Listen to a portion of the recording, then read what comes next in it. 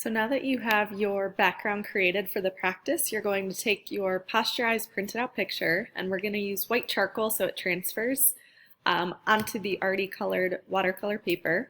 And I'm just going to shade on the back of it with that white charcoal a couple different directions because I know that it is tricky to make sure that you covered all of the areas with it. So I'm just kind of rotating it a few times and just quickly shading the back with the white charcoal. And then I'm putting it kind of centered or off to the side, put a little piece of tape on it to hold it secure. And then with just a regular pencil, so I wouldn't use the charcoal, otherwise it's not going to show up.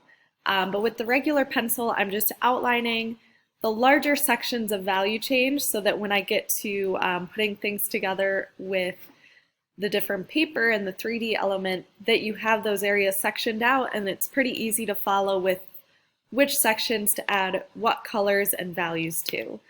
So I'm outlining those larger sections, and then every once in a while maybe lift it up and just double check, make sure that it's transferring okay. But when you're finished, you should have that white outline on top of your painting ready to work with.